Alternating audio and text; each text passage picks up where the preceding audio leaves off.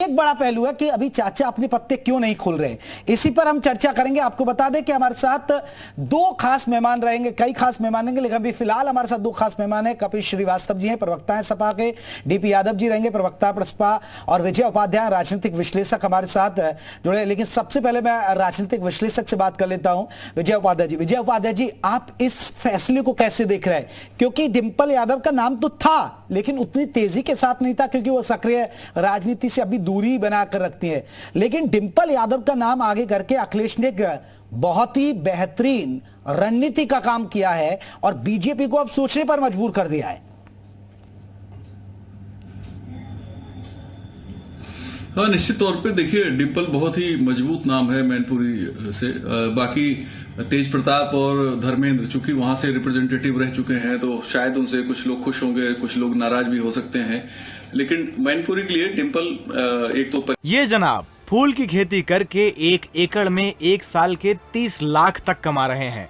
आपको भी ये करना है तो फ्रीडम ऐप को अब भी डाउनलोड कीजिए। परिवार की बड़ी बहू हैं और सीधे मुलायम सिंह की जो लिगेसी है उससे जुड़ी हुई है, अखिलेश की पत्नी है।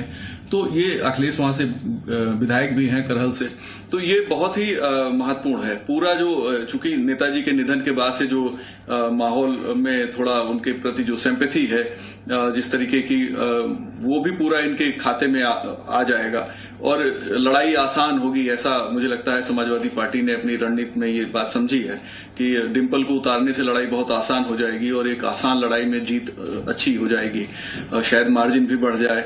ये सारी चीजें उन्होंने सोची होगी और इसलिए उन्होंने डिंपल जी को उतारा है।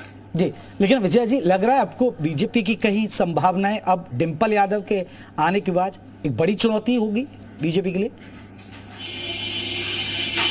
नहीं, देखिए, अगर चुनौती की बात करेंगे तो चुनौती तो समाजवादी पार्टी के सामने है। भाजपा को चुनौती देना है, चुनौती स्वीकार करना समाजवादी पार्टी को है।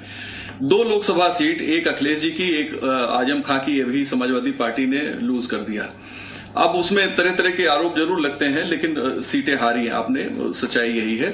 और रूलिंग पार्टी पे हमेशा आरोप लगते हैं, सपा जब सत्ता में थी, बाई इलेक्शन हुए तब भी, बसपा थी तब भी, लेकिन फिर भी जीत होती है। क्योंकि आप देखिए 2018 में जब लोकसभा के 2 सीटों पे चुनाव हुए थे, गोरखपुर और कौशाम्बी, तो वहां समाजवादी पार्टी जीती थी और भाजपा हारी थी। सपा के सामने चुनौती यह है कि एक तो देखिए 16 महीने खाली बचे हुए हैं 2024 के लोकसभा चुनाव के लिए। रूलिंग पार्टी डेवलपमेंट से जुड़े बहुत से वादे कर देती है और नेताजी को जितना श्रद्धांजलि समाजवादी पार्टी ने दी है, करीब करीब उतनी ही श्रद्धांजलि, उतना ही शिद्दत से नेताजी को याद किया भारतीय जनता पार्टी के नेताओं ने भी। खासतौर पे प्रधानमंत्री ने भाषण रोक के उन्होंने उनको श्रद्धांजलि अर्पित की। सारे बड़े नेता गए, भाजपा के केंद्रीय मंत्री गए। बिल्कुल तो सपा के लिए ये चुनौती है। सपा के लिए अपना गढ़ बचाना, नेताजी की जो परंपरागत सीट रही है वो एक गढ़ बचा। ये जनाब फूल की खेती करके 1 एकड़ में 1 साल के 30 लाख तक कमा रहे हैं। आपको भी ये करना है तो फ्रीडम ऐप को अब भी डाउनलोड कीजिए।